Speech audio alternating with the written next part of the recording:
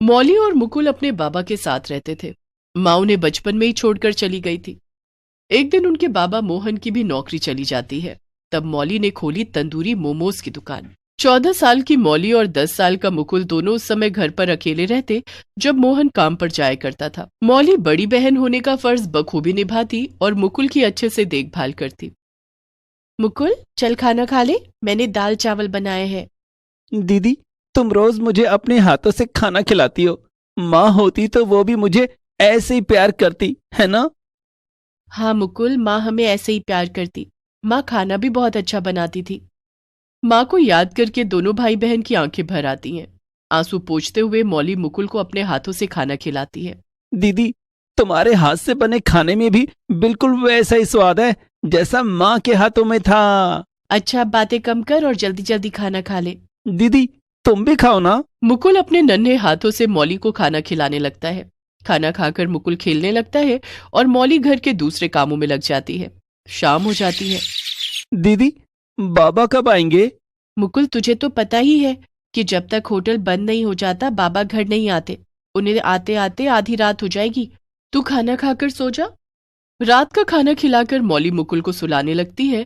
तभी दरवाजे की कुंडी बजती है। दीदी, बाबा आ गए। हाँ मुकुल, तू आराम कर, मैं दरवाजा खोलती हूँ।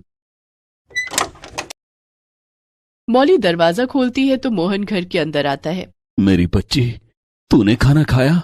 नहीं बाबा, मैंने मुकुल को खाना खिला दिया है। आपका इंतजार कर रही थी। आप और मैं दोनों साथ में खाएंगे।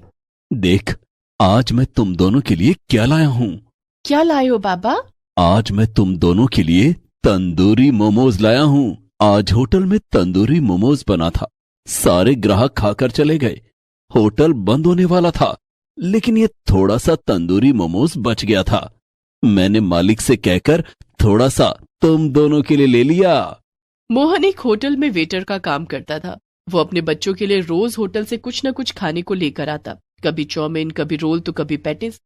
आज वो पहली बार बच्चों के लिए तंदूरी मोमोज लेकर आया था।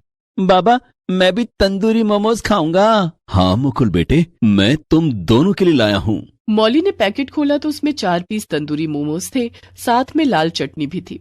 दोनों भाई बहन ने 2-2 पीस तंदूरी मोमोज खाए। बाबा, क्या तंदूरी मोमोज इतना टेस्टी होता है?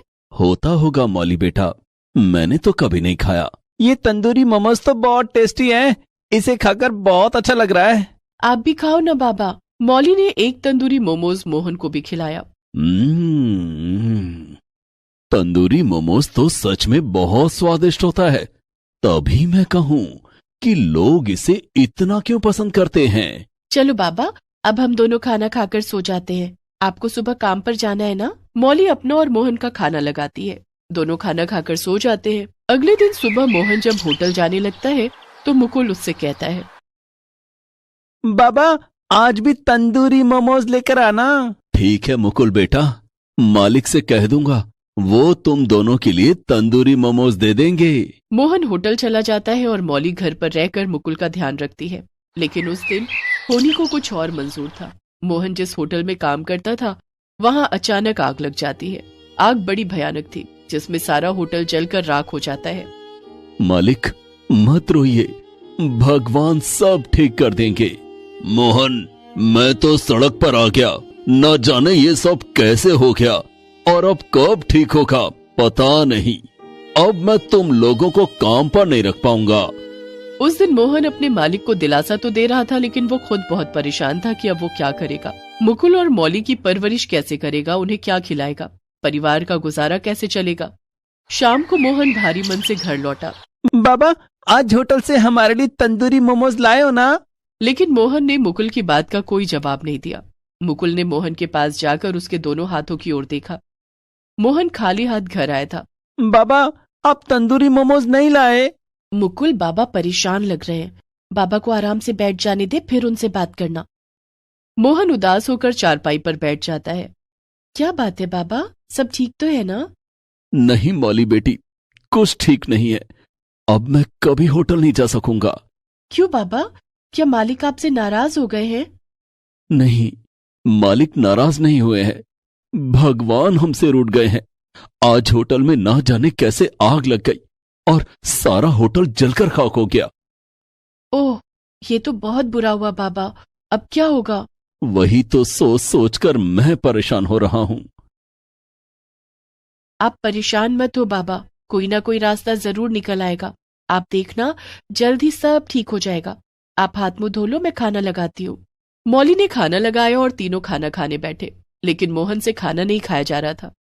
उधर मुकुल तंदूरी मोमोज की रट लगाए बैठा था। दीदी, मुझे तंदूरी मोमोज खाना है।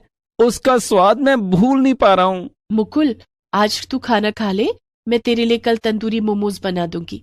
सच दीदी? हाँ मुकुल। मुकुल खाना खा लेता है। मौली मोहन को समझाकर खाना खिलाती है। दूसरे दिन, बाबा बाजार से थोड़ा मैदा और थोड़ी हरी सब्जियां ले आइए, मैं मुकुल के लिए तंदूरी मोमोज बना दूंगी। वो कल से तंदूरी मोमोज खाने की जिद कर रहा है। लेकिन मौली बेटी, तुझे तंदूरी मोमोज बनाना आता है? बाबा ट्राई करने में क्या हर्ज है, शायद मैं तंदूरी मोमोज बना लूं। दीदी, क्या तुम सच में तंदूरी मोमोज बनाओगी? हाँ मुकुल। मोहन बाजार से तंदूरी मोमोज बनाने का सामान लाकर मौली को दे देता है। ये लो मौली बेटी, तंदूरी मोमोज बनाने का सामान ले आया हूं। ठीक है बाबा। मौली ने उस दिन पहली बार बड़ी मेहनत से तंदूरी मोमोज बनाए और साथ में लाल चटनी भी बनाई। फिर उसने मुकुल और मोहन को तंदूरी मोमोज खाने के लिए दिया। वाह दीदी, तुम्हारे हाथ के तंदूरी मोमोज बड़े अच्छे लग रहे हैं। ये तो होटल वाले तंदूरी मोमोज से भी अच्छे हैं। क्या सचमुच में? हाँ मौली बेटी, मुकुल सच कह रहा है। ये तंदूरी मोमोज तो होटल वाले तंदूरी मोमोज से भी ज्यादा टेस्टी है। तू भी खा के देख। मोहन एक तंदूरी मोमो मौली को खिलाता है। मौली को यकीन ही नहीं हो रहा था कि ये तंदूरी मोमोज उसने ही बनाए हैं। अपने हाथों के बने तंदूरी मोमोज खाकर उसे एक आइडिया आता है। बाबा, क्यों ना मैं तंदूरी मोमोज बनाकर बेचने लग जाऊं? लेकिन मौली बेटी, उसके लिए ज्यादा सामान और बड़ा चूल्हा चाहिए। हमारे पास इतने पैसे कहाँ हैं? बाबा, आप बुरा न मानो तो एक बात कहूं? हाँ बोलो मौली बेटी, क्या बात है? मेरे पास माँ की एक आखिरी निशानी है। उनकी एक सोने की अंगूठी उन्होंने मुझे दी थी। इस अंगूठी को बेच दो, इससे जो पैसे मिलेंगे उससे हम अपनी एक छोटी सी दुकान खोलेंगे, जिसमें मैं तंदूरी मोमोज बनाकर बेचूंगी। अगर हमारा काम लोगों को पसंद आया तो ये भी माँ का आशीर्वाद ही होगा। मोहन उस अंगूठी को देखकर भावुक हो जाता है और अपनी पत्नी सुधा को याद करने लगता है। ये अंगूठी तो उसे शादी पर तेरी नानी ने दी थी। कोई बात नहीं, इस बुरे वक्त में सुधा की ही आखिरी निशानी हमारे काम आएगी।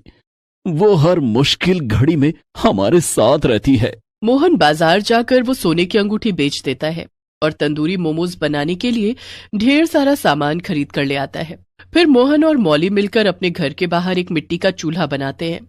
मौली एक कुंड के दस्ते पर पेन से लिखती है, यहाँ तंदूरी मोमोज मिलता है, और उस दस्ते को अपने घर के दरवाजे पर टांग देती है।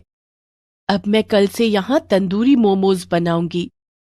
दूसरे दिन से मौली अपने घर के बाहर तंदूरी मोमोज बनाने का काम शुरू कर देती है। थोड़ी ही देर में तंदूरी मोमोज ने अपना काम शुरू कर दिया और उसकी खुशबू से लोग उसकी तरफ खींचे चले आने लगे। उधर से कॉलेज के कुछ लड़के लड़कियां गुजर रहे थे। अरे यार देख, वहां तंदूरी मोमोज बन रहा है। हाँ चल, वहां चलकर तंदूरी मोमोज खाते हैं। आज तेरी बर्थडे पार्टी यहीं बन जाए। सभी वहां जाते हैं और तंदूरी मोमोज खाते हैं। तंदूरी मोमोज कैसे प्लेट दिए? 20 रुपए plate madam. 5 plate tandoori momos लगा दो। अभी लगाती हूँ मैडम जी। मौली ने 5 प्लेट तंदूरी मोमोज लगाकर सभी को दे दिया। अरे वाह, तंदूरी मोमोज तो बड़े टेस्टी हैं। कहाँ से बनाना सीखा? खुद से सीखा है मैडम जी। मैंने पहली बार तंदूरी मोमोज बनाए हैं। आपको अच्छे लगे? पहली बार बनाए हैं फिर भी इतने अच्छे बने हैं, ये तो जादू हो गया। अब हम रोज यहाँ आएंगे और तेरे हाथों के बने तंदूरी मोमोज खाएंगे। हाँ, हम कॉलेज में सबको यहाँ का पता दे देंगे।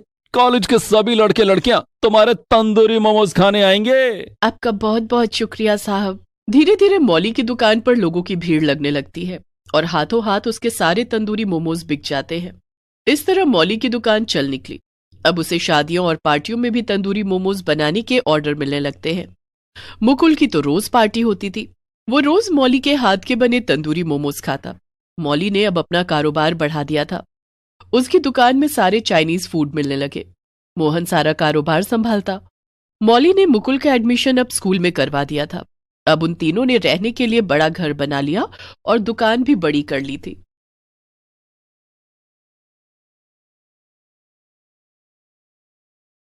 निभा के सास ससुर उसके देवर की शादी की जिम्मेदारी उसे सौंपकर इस दुनिया से रुखसत हो गए थे। लेकिन निभा का देवर रुपेश शादी नहीं करना चाहता था। निभा अपने देवर को शादी करने के लिए बार बार मनाने की कोशिश करती। एक दिन निभा अपने देवर के साथ बाजार जाती है। रुपेश, वो देखो कितनी सुंदर लड़की है और संस्कारी भी। अपनी माँ को एक सामान भी नहीं उठाने दिया। अगर वो लड़की मेरी देवरानी बनकर हमारे घर आ जाए तो मेरी किस्मत खुल जाएगी। रुपेश उस लड़की की तरफ देखता भी नहीं है और निभा से कहता है, ओफो भाभी, मैंने आपको कितनी बार कहा है कि मुझे शादी नहीं करनी है। रुपेश, अब घर का काम मुझसे अकेले नहीं होता। मुझे भी तो कोई चाहिए जो घर के काम में मेरा हाथ बटाए। भाभी, घर का काम करने के लिए मैंने एक नौकरानी से बात कर ली है। वो कल सुबह से काम पर आएगी और घर का सारा काम करेगी। आपको अब काम करने की जरूरत नहीं है। लेकिन नौकरानी मुझसे गप्पे तो नहीं मारेगी ना? मैं सारा दिन घर में अकेली बोर हो जाती हूँ। तुम और तुम्हारे भैया ऑफिस चले जाते हो, उसके बाद मैं घर में अकेली रह जाती हूँ। भाभी, आप अपनी सहेलियों के साथ कहीं घुमाए करो ना। शादी से पहले कितनी सहेलियां थी आपकी, उनसे अब आप मिलती भी नहीं हो। उनसे मिला करो, उनके साथ फिल्में देखो, शॉपिंग करो, आपका मन लग जाएगा। रुपेश इस तरह से बोलकर निभा की सारी कोशिशें बेकार कर देता। निभा जब भी उसकी शादी की बात छेड़ती, वो निभा को इसी तरह से बोला करता। लेकिन रुपेश अपनी बात का पक्का था। दूसरे दिन घर का काम करने के लिए एक नौकरानी आ गई। अब निभा को घर का कोई काम नहीं करना पड़ता था। लेकिन निभा की टेंशन दूर नहीं हुई। आखिर उसके सास ससुर ने उसके देवर की शादी की जिम्मेदारी उसे सौंपी थी। एक दिन निभा ने अपने पति से कहा, सुनिए जी, रुपेश की शादी के बारे में आप उससे बात क्यों नहीं करते? मैं तो जब भी शादी की बात छेड़ती हूँ वो बात ही नहीं करता। निभा, दरअसल रुपेश एक लड़की से बहुत प्यार करता था। नैना नाम था उसका। वो दोनों कॉलेज में एक साथ पढ़ते थे और शादी करना चाहते थे।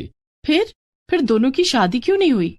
क्योंकि उस समय हमारी शादी नहीं हुई थी। माँ पिताजी ने कहा कि जब तक बड़े भाई की शादी नहीं हो जाती, छोटे भाई की शादी नहीं हो सकती। और इसी बीच न जाने क्यों नैना के घर वाले ये शहर छोड़कर न जाने कहाँ चले गए। नैना ने अपना फोन नंबर भी बदल लिया। तब से रुपेश शादी नहीं करना चाहता। ओह, तो ये बात है। नैना को तो मैं ढूंढ निकालूंगी, लेकिन अपने देवर की शादी करवा के रहूंगी। क्या आपके पास नैना की कोई तस्वीर है? नहीं, लेकिन शायद रुपेश के मोबाइल फोन में उसकी तस्वीर जरूर होगी। अगले दिन रुपेश जब ऑफिस जाने के लिए नहा रहा होता है, तब निभा उसका मोबाइल फोन चेक करने की कोशिश करती है। ओह, देवर जी ने तो अपने मोबाइल फोन में पासवर्ड लगाया हुआ है। अब नैना की तस्वीर कैसे ढूंढूंगी? नैना की तस्वीर ढूंढने से पहले मुझे देवर जी के मोबाइल का पासवर्ड पता लगाना होगा। इतने में रुपेश नहाकर बाथरूम से निकलने वाला होता है। तभी निभा वहां से हट जाती है और दरवाजे के पीछे से छिपकर देखने लगती है। वो देखती है कि रुपेश अपना मोबाइल फोन उठाता है और अपना मोबाइल फोन अनलॉक करता है और नैना रुपेश के मोबाइल का पासवर्ड देख लेती है और रुपेश अपने बॉस से बातें करने लगता है। अब नैना की तस्वीर ढूंढने में वक्त नहीं लगेगा। तभी निभा रुपेश को आवाज लगाती है, देवर जी, नाश्ता तैयार है, जल्दी से आ जाओ। आ रहा हूँ भाभी। रुपेश तैयार होकर नाश्ते के टेबल पर आता है। निभा कमलेश और रुपेश का नाश्ता लगाती है।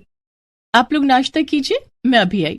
निभा जल्दी से रुपेश के कमरे में जाती है और उसका मोबाइल फोन अनलॉक करके फोटो गैलरी चेक करने लगती है। वहां उसे एक तस्वीर दिखाई देती है जिसमें रुपेश के साथ एक लड़की भी थी। तस्वीर में रुपेश इस लड़की के साथ कितना खुश नजर आ रहा है। हो ना हो यही नैना होगी। निभा उस तस्वीर की तस्वीर अपने मोबाइल में खींच लेती है और फिर जल्दी से नाश्ते की टेबल पर आकर बैठ जाती है। भाभी, आप कहाँ चली गई थी? मुझे एक पराठा चाहिए था। निभा रुपेश को पराठा लाकर देती है। ये लो देवर जी, अब कुछ दिनों में आपको पराठा खिलाने वाली आ ही जाएगी। भाभी, फिर शुरू हो गई आप? अच्छा बाबा, सॉरी, अब नाश्ता कर लो। रुपेश और कमलेश नाश्ता करके अपने अपने ऑफिस चले जाते हैं। उनके जाने के बाद अब नैना को कहां और कैसे ढूंढूं? तभी निभा को ख्याल आता है, आजकल तो सोशल मीडिया पर सब मिल जाते हैं, फेसबुक और इंस्टाग्राम पर ढूंढती हूँ। निभा फेसबुक और इंस्टाग्राम पर नैना का नाम लिखकर सर्च करने लगती है, लेकिन नैना उसे नहीं मिलती है। निभा कई दिनों तक मोबाइल फोन में लगी रही और सोशल मीडिया पर नैना को ढूंढने लगी। भाभी, क्या बात है? आजकल जब देखो आप मोबाइल फोन चलाती रहती हो। क्या करूं देवर जी, बोर हो जाती हूँ। दिल बहलाने के लिए मोबाइल के अलावा और कौन है मेरे पास? रुपेश निभा का इशारा समझ जाता है और बिना कुछ कहे वहां से चला जाता है। निभा अपने आप से कहती है, ना जाने मैं ये गाना कब गाऊंगी। लो चली मैं अपने देवर की बारात लेके, लो चली मैं अपने देवर की बारात लेके। और निभा फिर से फोन चलाने लगती है। वो इंस्टाग्राम पर रील्स देख रही थी, तभी उसकी नजर एक रील पर जाती है जिसमें एक लड़की भजन गा रही थी। अरे ये तो नैना है, वही नैना जिसकी तस्वीर मैंने रुपेश के साथ देखी थी। निभा नैना को मैसेज भेजती है और उसका फोन नंबर मांगती है। नैना का जवाब आ जाता है। निभा उसे फोन करती है। हाय नैना, इंस्टाग्राम पर आपका भजन देखा, आप बहुत अच्छा गाती हैं, मैं आपसे मिलना चाहती हूँ। जी जरूर, मुझे भी आपसे मिलकर अच्छा लगेगा। आप कहाँ रहती हैं? मैं नैनीताल में रहती हूँ। नैना निभा को अपना एड्रेस मैसेज करती है, लेकिन निभा अपने परिवार के साथ दिल्ली में रहती थी। नैनीताल जाने के लिए तो इन्हें मनाना पड़ेगा। कोई बात नहीं, अपने देवर की शादी के लिए मैं नैनीताल जरूर जाऊंगी। उस दिन जब कमलेश ऑफिस से घर आया, सुनिए जी, हम लोग कई दिनों से कहीं घूमने नहीं गए, मैं सोच रही थी क्यों ना हम लोग नैनीताल चले। ये अचानक तुम्हें घूमने का प्लान कैसे आया? तुम्हें तो पता है कि मुझे छुट्टी नहीं मिलती, एक संडे को छुट्टी मिलती है। अब एक दिन में मैं नैनीताल कैसे जाऊं? ठीक है, आप नहीं जा सकते तो मैं अकेली ही चली जाऊंगी। लेकिन ऐसी क्या बात है कि तुम अकेली घूमने जाना चाहती हो? कोई बहुत जरूरी काम है, किसी बहुत खास से मिलना है। ठीक है, चली जाओ, मैं टिकट करवा देता हूँ। कमलेश निभा का टिकट करवा देता है और दूसरे दिन निभा नैनीताल पहुंच जाती है। वहां वो एक होटल में रुकती है और फ्रेश होकर नैना के दिए हुए पते पर पहुंच जाती है। हाय नैना, मैं निभा हूँ। हाय, मुझे बहुत अच्छा लगा कि आप मुझसे मिलने दिल्ली से यहाँ आई। आती कैसे नहीं, तुम्हें लेकर जो जाना है। जी, मैं कुछ समझी नहीं। तभी निभा अपने मोबाइल फोन में रुपेश और नैना की वही तस्वीर नैना को दिखाती है जो उसने रुपेश के फोन से ली थी। तस्वीर देखकर नैना की आंखें भर आती हैं। आप कौन है और ये तस्वीर आपके पास कैसे आई? मैं रुपेश की भाभी हूँ। रुपेश की शादी के लिए जब भी उससे बात करती हूँ तो वो टाल देता है। फिर मेरे पति ने मुझे तुम्हारे बारे में बताया, तब से मैं तुम्हें ढूंढ रही हूँ। तुम रुपेश को बिना बताए दिल्ली छोड़कर यहाँ क्यों चली आई और अपना फोन नंबर भी बदल लिया? रुपेश ने अपने माता पिता से हमारी शादी की बात की थी, लेकिन उन्होंने इनकार कर दिया। उसके कुछ दिन बाद रुपेश के पिताजी हमारे घर आए और हमें शहर छोड़ने की धमकी देकर गए थे। मेरे पिताजी एक छोटी सी कंपनी में गार्ड की नौकरी करते थे। उन्होंने पिताजी को नौकरी से निकलवाने की धमकी दी। उन्होंने मुझसे कहा कि अगर मैं रुपेश की जिंदगी से दूर नहीं गई तो वे लोग हमें बर्बाद कर देंगे। जिसके बाद हम लोग दिल्ली छोड़कर नैनीताल में अपने गांव आ गए। यहाँ पिताजी खेतों में काम करते हैं और मैं भजन गाती हूँ। ओह, तो ये बात है। कोई बात नहीं, अब तुम्हें और रुपेश को एक होने से कोई नहीं रोक सकता। तुम्हारे जाने के बाद रुपेश के माता पिता भी नहीं रहे। रुपेश किसी लड़की की तरफ नहीं देखता, ना ही वो शादी करना चाहता है, लेकिन मैं अपने देवर की शादी करवा के रहूंगी। मैं रुपेश को जिंदगी भर अकेले नहीं रहने दूंगी। अपना सामान बांध लो, हम लोग कल ही दिल्ली चलेंगे। निभा नैना के घर जाकर उसके माता पिता को सारी बात बताती है। वे लोग नैना को उसके साथ दिल्ली जाने की इजाजत दे देते हैं। निभा नैना को लेकर दिल्ली अपने घर आती है। नैना, तुम चाय नाश्ता करके आराम करो, थोड़ी देर में रुपेश ऑफिस से आ जाएगा। नैना और निभा दोनों आराम करने लगते हैं। शाम को रुपेश जब ऑफिस से घर आता है और घंटी बजाता है तो निभा नैना से कहती है, नैना, तुम जाकर दरवाजा खोलो। जी भाभी। नैना दरवाजा खोलती है। अपने सामने नैना को खड़ा देखकर रुपेश खुद को रोक नहीं पाता है। नैना, तुम? रुपेश नैना को गले से लगा लेता है। तुम कहाँ चली गई थी नैना? मैंने तुम्हें कहाँ कहाँ नहीं ढूंढा, लेकिन तुम यहाँ कैसे आई?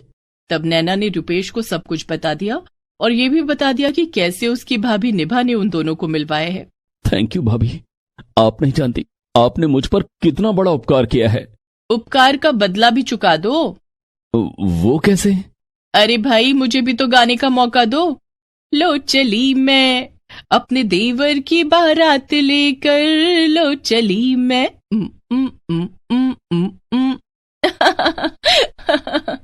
निभा के गाने पर सब हंसने लगते हैं। उसी समय कमलेश भी आ जाता है। निभा उसे सारी बात बता देती है और कुछ ही दिनों में निभा अपने देवर रुपेश की शादी नैना से करा देती है। Please subscribe this channel.